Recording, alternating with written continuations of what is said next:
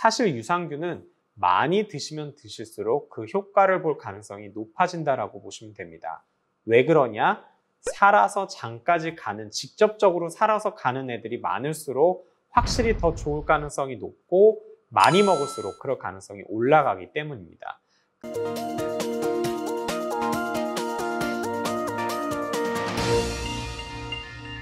안녕하십니까. 유방외과 전문의 이양민입니다.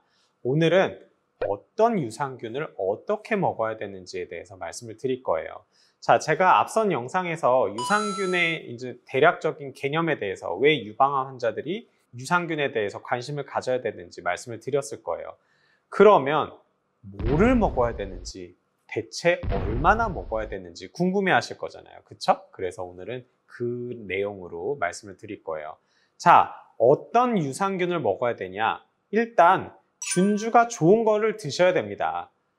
사실 많은 유산균에도 종류가 어마어마하게 많아요. 하지만 그 중에서도 이미 검증되고 좋다라는 유산균들이 몇 개의 종류가 있습니다.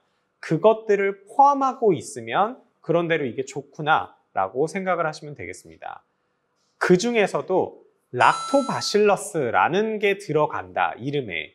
그러면 일단 좋은 거일 가능성이 높다고 생각하시면 돼요. 그리고 이 락토바실러스에서도 여러 가지 이제 뒤에 붙는 이름에 따라서 종류가 달라지는데, 기본적으로 락토바실러스 계열에 있는 애들은 거의 다 좋은 거라고 생각을 하시면 됩니다.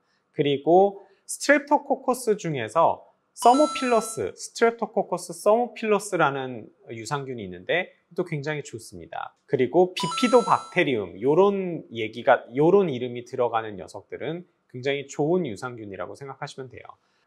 그럼 조금 더 디테일하게 들어가면 락토바실러스 플란티눔이라는 애들이 있는데, 걔네들 같은 경우는 유제품, 육류, 생선, 야채 등에 들어가 있고, 그런데 얘가 이제 굉장히 오래 연구가 됐고 발효식품에도 많이 들어있고 유산균 중에서 가장 큰 개놈을 갖고 있는 걸로 알려져 있습니다. 그래서 유해균 성장을 억제하고 콜레스테롤 조절하고 안 좋은 톡신을 제거하고 이런 다양한 역할을 하는 아주 좋은 유산균이라고 볼 수가 있어요.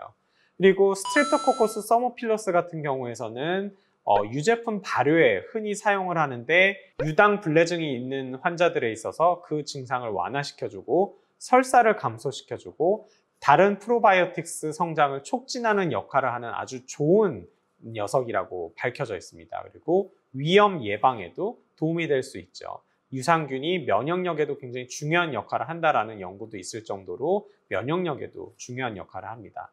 락토바실러스 애시도필러스 같은 경우는 위산과 담즙에 대한 내성이 강해서 장까지 도달할 수 있는 가능성이 높은 그런 균주이면서 장내 미생물의 균형을 조절하고 변비, 설사를 완화시켜주고 여러 가지 안 좋은 헬리코박터 파일롤리의 박멸요법의 보조제로도 사용될 정도로 안 좋은 세균균총을 억제하는 그런 효과를 갖고 있는 녀석이라고 보면 됩니다. 그리고 얘 역시도 면역력에도 도움을 주는 그런 역할을 한다라고 보시면 되겠습니다.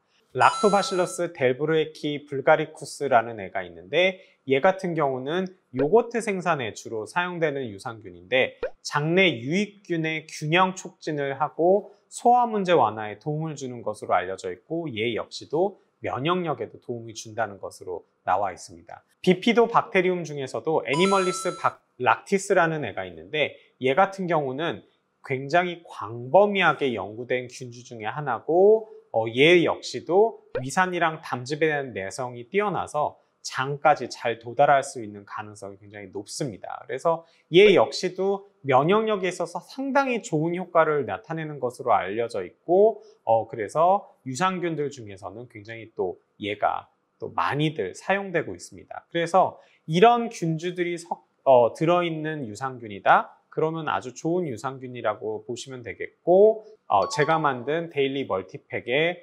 5가지가 다 들어가 있습니다. 그러면 얘네들을 어느 정도 먹는 게 좋을까라고 했을 때, 사실 유산균은 많이 드시면 드실수록 그 효과를 볼 가능성이 높아진다라고 보시면 됩니다. 왜 그러냐?